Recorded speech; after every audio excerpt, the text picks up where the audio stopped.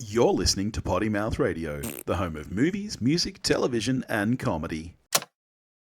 This podcast is filmed in front of a live studio audience and contains coarse language. Could it be any more spoilery about a 25-year-old sitcom?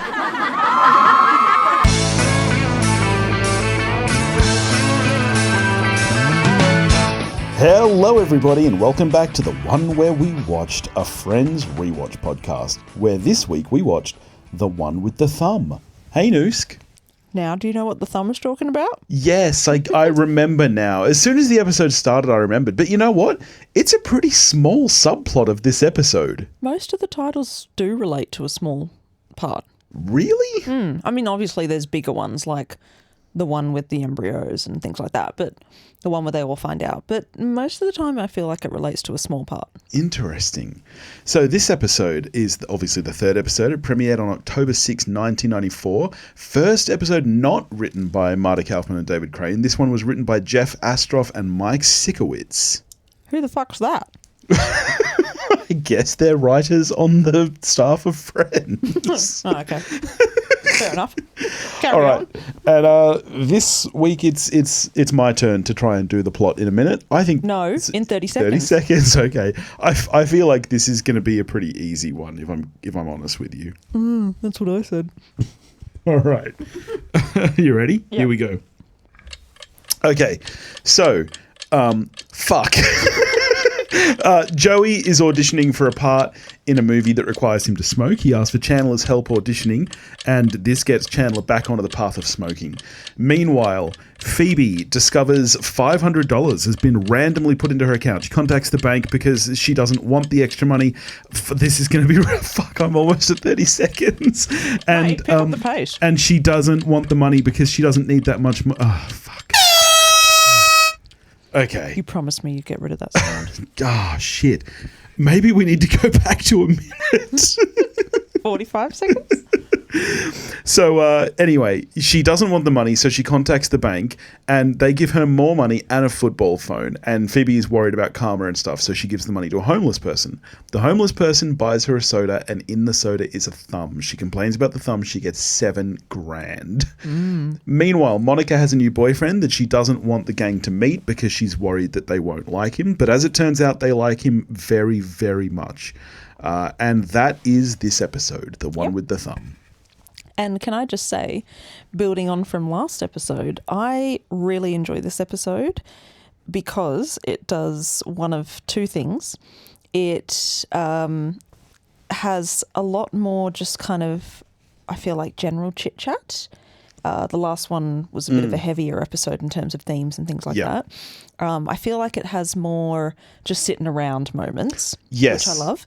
And then the other thing that I really love is it all ties back together. I just feel like it's a really tightly written episode.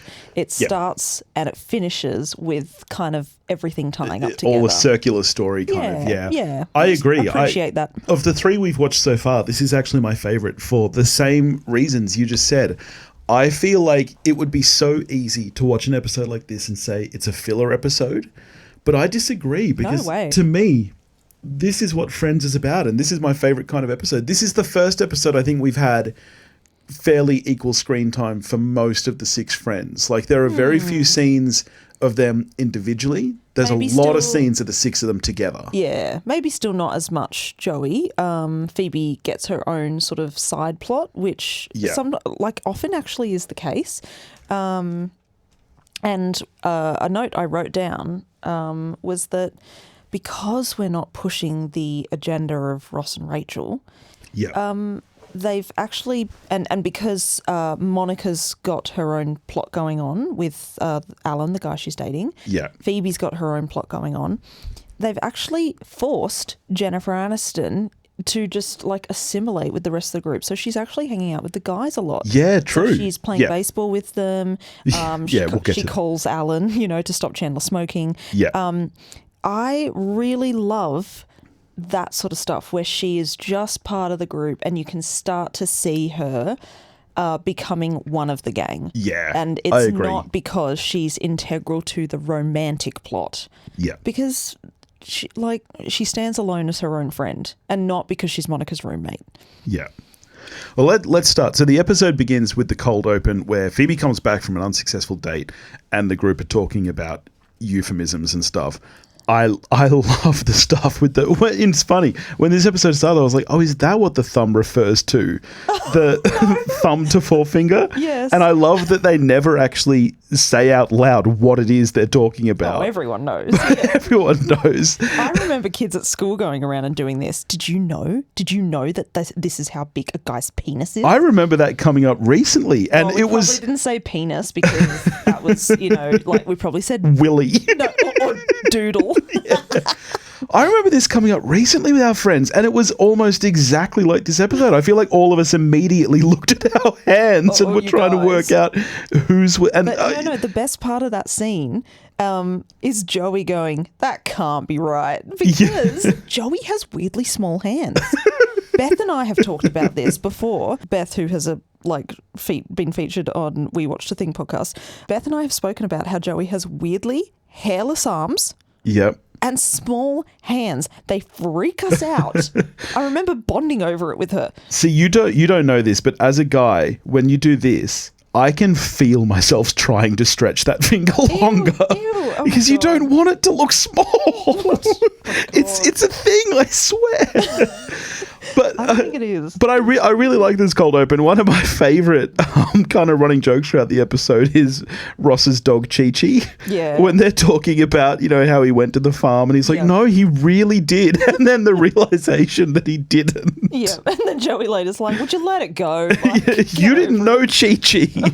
I really, really love that ongoing joke there. Yeah. But all that cold open, all that chat at the start is just, I mean, it also develops Rachel just a little bit more. It kind of reinforces how sheltered she is at the beginning of the show. Yeah. She has no idea about these dating euphemisms because she graduated high school and it sounds like was with Barry and then got engaged and was to be wed. Yeah.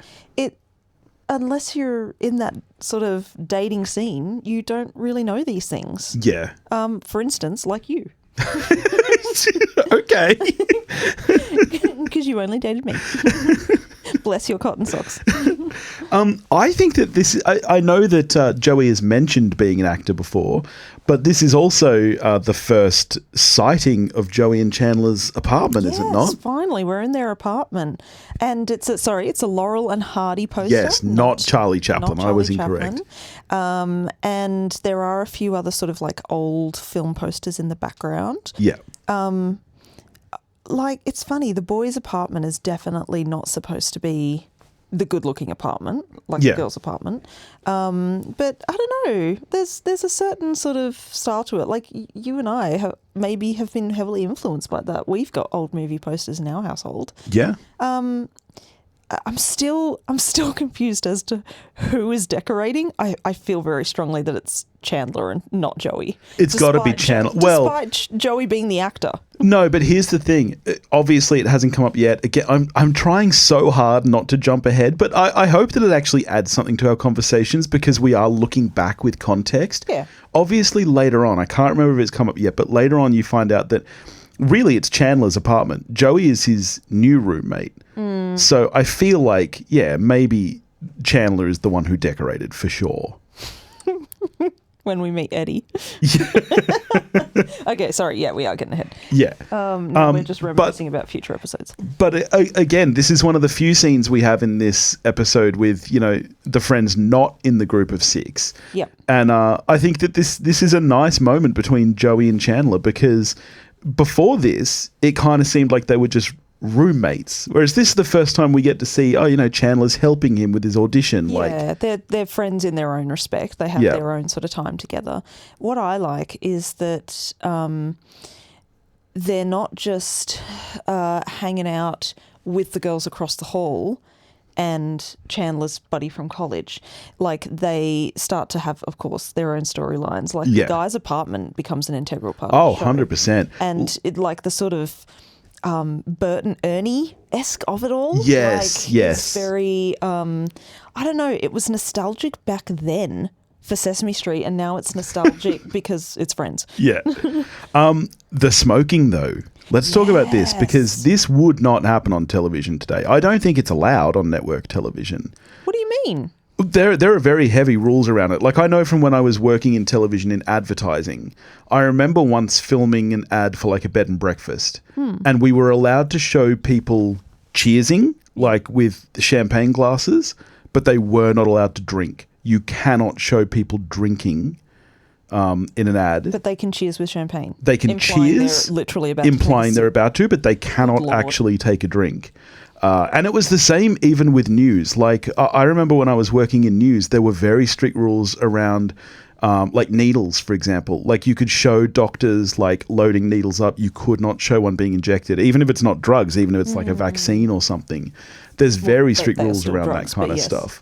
God, now I sound like an anti-vaxxer. I'm not. and smoking, I'm sure, is the same. Like, to have smoking on a network television show just seems wild to me now, because it's so commonly, even back then, it was pretty much reserved for the bad guy usually. Like, you look at Westerns, it's like the white hat, black hat thing. Like, usually it was the bad guys who would smoke. No way. Don't you remember that episode of The Brady Bunch? Greg smoking. I don't remember that. Oh, mate.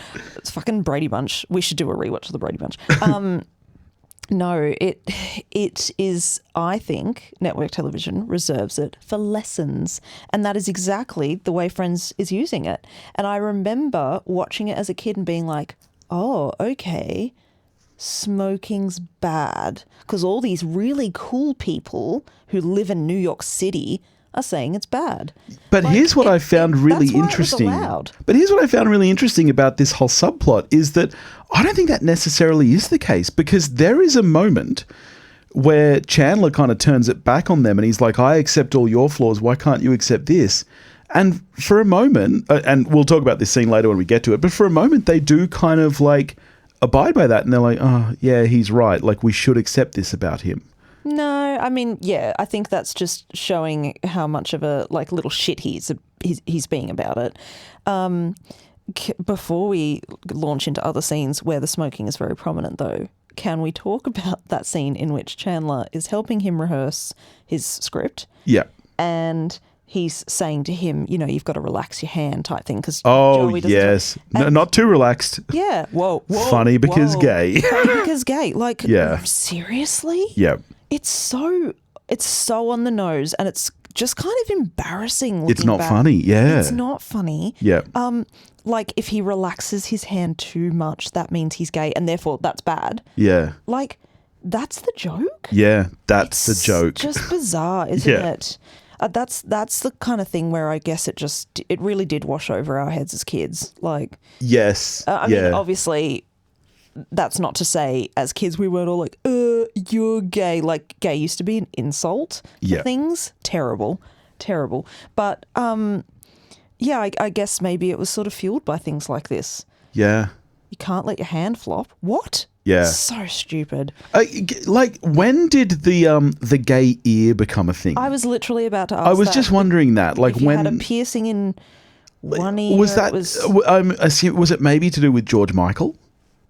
Oh, I don't know. Yeah. Maybe.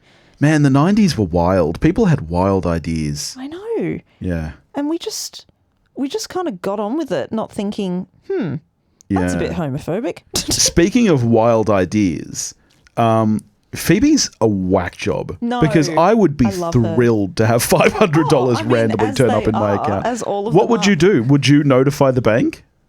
I wouldn't. Hell no. I'd transfer that straight into a different account.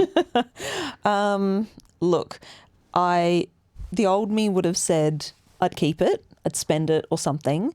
You know, as Rachel says, yeah, but if you spend it, it's like shopping. And then I love later, by the way, her dress in that scene, I love it. Later when she's like, what bank is this? Like, she's so, you know, because she has no money at this point. She's a waitress. Yeah. Because that's exactly what my reaction would be. Look, the old me would have spent it, but having said that, I once worked with a guy who was significantly overpaid for a few months. Yeah. Didn't realise it, just was like spending it And then the government department we worked for made him pay it back. Oh, that's rough. And I don't think they're allowed to do that anymore. I think they still are. They have to allow you to do it in installments. At the time, our manager actually had to call and be like, "This isn't fair. Okay, sure, maybe he should have noticed, but if you're not checking your money and you're just living life, like, it's easy to spend it." And yeah, they had to like put a business case forward where he could pay it back in installments, but he had to pay it back. Yeah, that's rough. And so yeah, I would be terrified that the bank would make me pay it back. So I would be the Phoebe. Would I feel like it's not mine, not mine, not mine, not mine, with her skipping the shoe she'd bought with the money? No, absolutely not. Phoebe is a better person than all of us, obviously. But my favourite part in that scene actually is Monica talking about how, I don't want you to meet my new boyfriend. Yeah. And we've had friends like this ourselves. Our dear friend who told me about his now wife, but he didn't tell you. And he was like, "Don't tell Billy." And I was like, "Billy will just be happy for you, Blair. It's okay." And he was like, "No, he'll ruin it. He'll embarrass me." I mean, in his defense, I am supposed to have prima nocta. Oh, no. It's true. He lost a bet. He did. What a stupid bet that was. Oh my God. Special Officer Dewey. Yikes. I love Chandler's going, "Steve was sexy." Yeah. And then Alan comes back and he's like, "It's so nice to meet you guys." Like that, I don't know. I think that's good writing. Yeah, I agree. You can see people behaving that way and it's funny. You know what my favourite line, though, is in the sequence where they meet Alan? It's Rachel's, "Did you notice?" Just the subtle, doing the thumb and finger. Hang on a second. Yes, that's what I'm saying. It was subtle. I didn't even notice it first. I turned to you and said, "Did you notice what?" Yeah, I was like, the thumb and the forefinger. How can that be your favourite line if I had to explain it to you? Because it's smart. It went above my head. Seems like a lot of things go above your head, except your own hair. That's very cruel. There is nothing wrong with being bald. I am a proud bald man. I know you are. You shave it by choice. So then we get Monica working in the restaurant, chatting to a different coworker than she was talking to in the pilot when we had almost this exact setup scene, which is interesting. And I wonder if any of these side characters were ever supposed to stick around, because I don't think we ever see Monica's restaurant like this again. No, I mean, later we see when her colleagues are all really mean to her, but I mean, it might be the set is reused a few times, but it's been dressed differently. Yeah. I mean, it is a person of colour, though. It is. Go Friends. It is a black woman, so they really are breaking barriers, okay? Jokes. She's talking about Alan and introducing him, and she's talking about her friends being a pack of hyenas. And I don't know, I just it made me reminisce of those days with our own friends where you have to introduce someone to the rest of the group, and it is scary. It's scary for that person. It's scary for you. Your friends absolutely know they have the power in that situation. Oh, yeah. And they can make that person sweat if they want. Yeah. And obviously Alan coming in like that and being hilarious is a great icebreaker. Yeah. Makes the group instantly like him. And I really like the writing of that scene. But do you feel like Alan's really old looking? Oh, yeah. For how Monica, like, I know he has a beard. I feel like he's awkward too. I don't feel like his comic timing is great. Like the moment is funny when he mocks the Steve voice. But in the moment before that, he says hi to everyone. And then for about 6 or 7 seconds, he just kind of awkwardly looks around, like looks at Monica before he does the Steve voice. And I'm like, this is weird. Like, I think he's playing awkward because it's awkward to meet her group of friends. I don't think that's not deliberate. Yeah, okay. But he just, I don't know, like, she's obviously short, he's very tall, but it's the beard. And I know people in the 90s had beards. I have a beard. I know. But it's like that time in college when I said, "Oh, I'm dating Billy." And my friend was like, "Wait, who's Billy?" And I pointed you out and she was like, the student teacher. I thought he was the student teacher because you had a beard in college. Yeah. That's what, I don't know. Alan looks I don't know. He freaks me out. I'm glad he doesn't stick around. He does look old. Yeah, I don't love Alan. Certainly not as much as the rest of the gang does. There's one of my favorite lines in the whole series. It's so stupid, but Chandler saying, "I could have a gallon of Alan." Could have a gallon of Alan.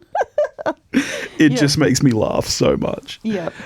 So then we get Phoebe still trying to give away the money. Yeah. And I like, this is another nice moment of Phoebe where we see Phoebe's the best person ever. Where we see not only that she's giving the money to a homeless woman, but that she does this quite often. Like the homeless woman knows her. Lizzie. Lizzie's like, "Hey, weird girl." Like, she knows her name, but the homeless woman doesn't bother to know her name. Yeah. Or certainly doesn't call her by it. She's like, "Hey, weird girl." Yeah. Like, why are you here again? Yeah. I love that about her. And then she's like, "I could give you my tinfoil hat." And she's like, "No, you'll need that." And Phoebe says it so genuinely. She does. She's not mocking her. If Chandler said it, he's mocking. If Phoebe says it, it's just because she's a genuine person. Yeah, I'm it's true. She's the best. Yeah. Throughout, by the end of the 10 seasons, Phoebe will also be your fave. We'll see. We'll see.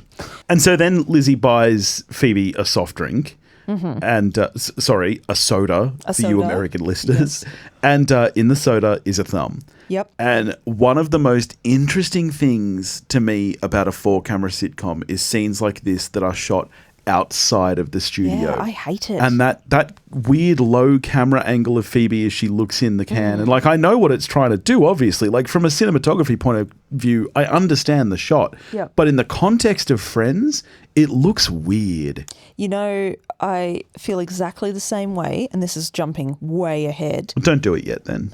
No, it's fine. It's a rewatch show. When Ross is dumping Elizabeth and she water bombs him and we get the shot from above. Yeah. I am not used to seeing that man unless he is standing front on to an audience. Yep. It freaks me out. It's a weird thing. I find it really jarring. Yeah, same.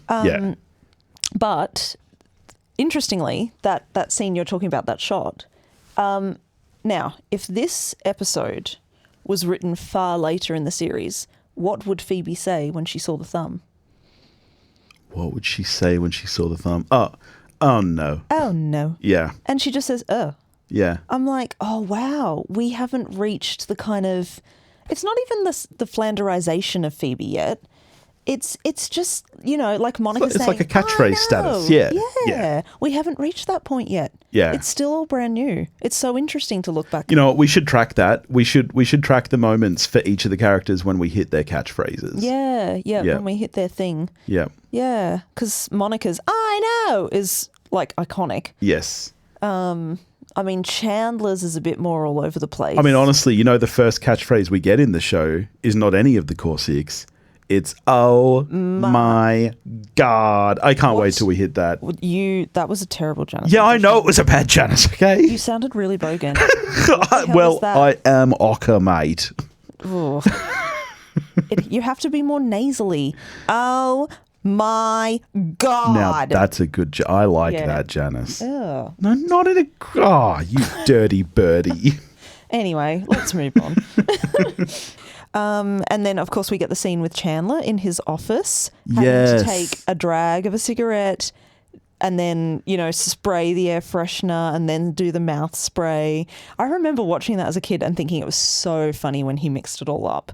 Yeah. But the effort that he has to go through as a smoker, because by that point, smoking is no longer allowed in offices. And yet, strangely, it is allowed in the coffee shop. Well, yeah, because remember, it was outlawed, in like hospitals and offices and libraries, public settings and stuff like that, schools and things like that first.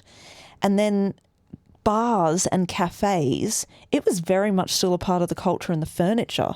Yeah, that's true. I distinctly remember, I must have been maybe 10 or 12 when they finally outlawed it in bars here. Yeah. I do remember your colleague, though, having to be like, "Oh, no, I got to go outside." Yeah. And being pissed off about that. And the rest of us were like, "Ugh, thank God. It's so gross." But for a while there, the smell was very much a part of... Oh, yeah. Like, you're going to a pub, that's part of it. Yeah, for sure. I do remember going to a club and I don't know how it was allowed because it was an underage night at a venue. but people were smoking. You know what dates this episode even more than smoking indoors, though? Football phones. No way. Football phones are probably still a thing. No nobody way. has landlines anymore, but, maybe for, like, some football offices, a coach's office, like, that's like a niche gift you'd get your football coach, right? I don't know. I don't think so. I don't know. I know nothing about football, let alone American football. Remember when we went to a homecoming game and I was like, it's been 4 hours. Nothing's happened. One of my favourite scenes is when Chandler's pointing out everyone's flaws, and then Joey's like, is the knuckle cracking annoying? Like, yes. Or is it like when Phoebe chews her hair and the way she spits it out? Blech. I was going to get to that next. That scene for me is what makes this episode my favourite of the 3 so far.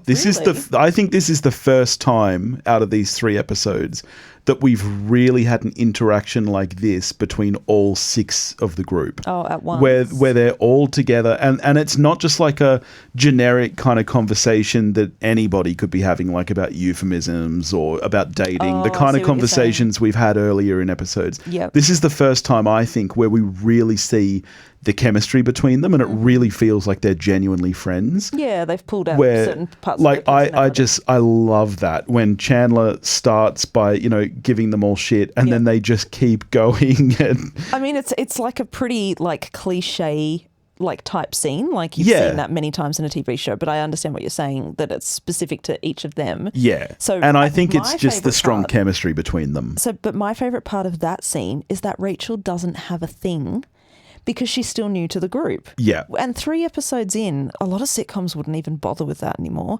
Yeah. But she's still new until Phoebe. This is another reason I love Phoebe. Phoebe is the one who gives her a flaw. Oh, so people will get the right coffees then. Oh my God. I'm just like, Phoebe, you're a queen.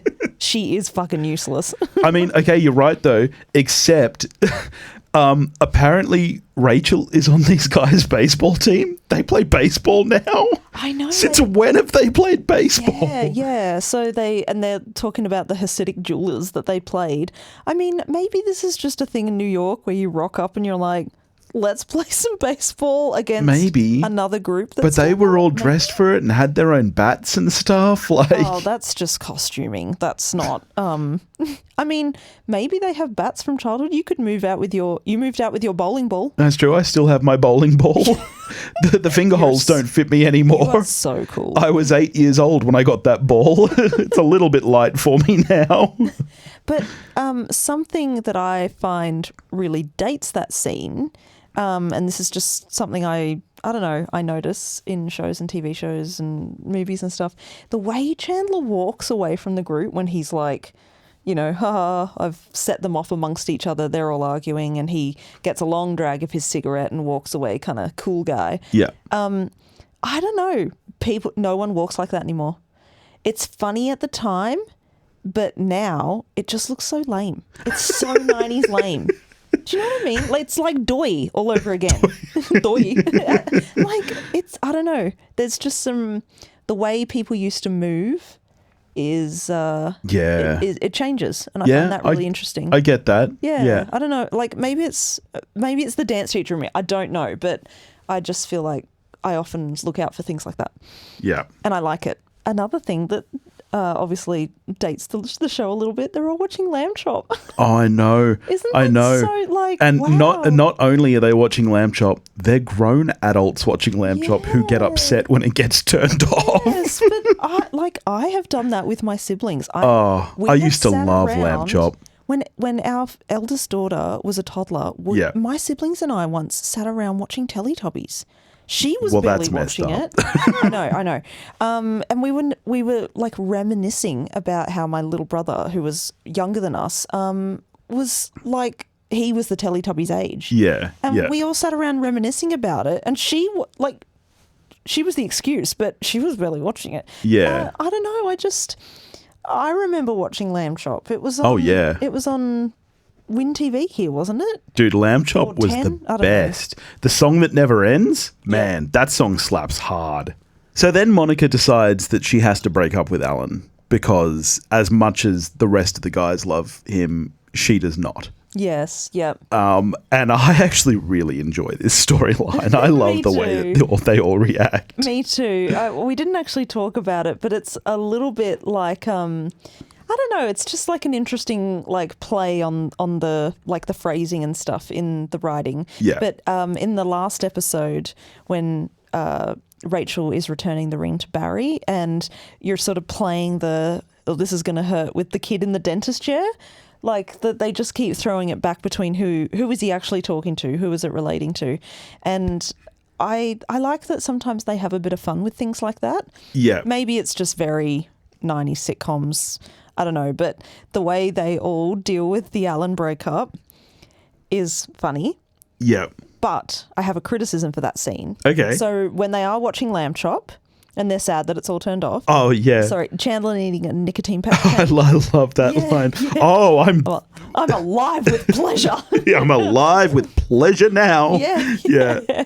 I just love how cranky he is. And, he's done it because Alan told him to, and he loves and respects Alan, someone he barely knows. But then what I wanted more from that scene was because Chandler is not coping with life, I wanted him to take the not coping with the Alan breakup just a little step further. Yes. I feel like there is perhaps maybe a punchline missing there. Yeah. But yeah, otherwise I do really enjoy the writing of that scene. Yeah. And just like Phoebe interrupting. Oh, I have a weird sense of deja vu. No, I don't. Oh, there it is. Yeah, just because she repeats the line. I don't know. I really love that they took the time to insert things like that with Phoebe in there. Yeah. So then obviously she goes and breaks up with Alan and he says, I couldn't stand your friends, which is, funny. Then she comes back and she says, he said he'd really miss you all, and they're all eating cheesecake and ice cream, which I love because it's absolutely, it's not a smart enough show to be foretelling any of these things, but there's later an episode in which a cheesecake plays a prominent part for Rachel and Chandler's relationship. Yeah. And the eating of the ice cream, like the girls teach Chandler how to deal with a serious breakup with the good ice cream. I don't know. This is just sad fan loving the show now. But can we quickly talk once again? We're 3 for 3. Ross and Monica being a weird brother and sister. Yeah. Do you know what I'm talking about? Yeah, right at the end. Yeah. She's like, oh, that was, it's rough breaking up with someone, sure. He's like, hey, you had a hard day. And she lies down on the couch and he rubs her forehead in a very specific way. And I'm like, mate, don't you stop. It's weird. I don't like it. I wonder if maybe he's a great actor, but maybe neither of them have siblings. Maybe he just doesn't know how real siblings act. I don't know. Maybe it's direction. Maybe it's from the directors, or I don't know. That's true. It is like on the nose a lot. Yeah, I wonder if maybe it is. Maybe some of it is like his background as a stage actor, where everything needs to be bigger because you're on stage. People are seeing you from far away. You're like this tiny little dot. All of your movements need to be exaggerated. Maybe he was just thinking like, how can I show that this is my sister and I love her? Not like that. Yeah, well, I agree. I agree. I don't know. It's just so weird. Anyway, as I've said though, this episode ties itself up nice and neatly with a cute little bow. Yeah. Because it ends with Chandler being devastated. Okay, so this is what I was looking for in that earlier scene. Chandler is devastated that Alan's gone and he's like, that's it, there's no point, I'm going to smoke. And it's the perfect punchline. It's the thing SNL can never do in any of their skits. Yes, it wraps it all up. And Phoebe's like, I will give you $7,000 if you never smoke again. Technically, he owes her $7,000. Yeah, I was thinking that. But we will let that go. Yeah, I agree. And that's why, to me, this is the first episode that I'm giving an 8 to, because I think the writing is just that little bit more sharper and circular and stuff, and we're actually getting somewhere with the characters now. Yeah, it's another 8 for me, this one. I liked it just as much as the earlier one, but for different reasons. Nice. Are you ready to get your ass kicked in a lightning round? Oh, I am so good at lightning rounds. Okay. Here we go. Okay. All right. I am going to start you with your 1 point question. Sure. and it is the world's easiest question. What kind of animal is Joey's cuddly friend Hugsy? Hugsy, my bedtime penguin pal. Yeah. Yeah, well, you don't know about Hugsy. All right, your 1 point question. Why did Phoebe break up with Gary the cop?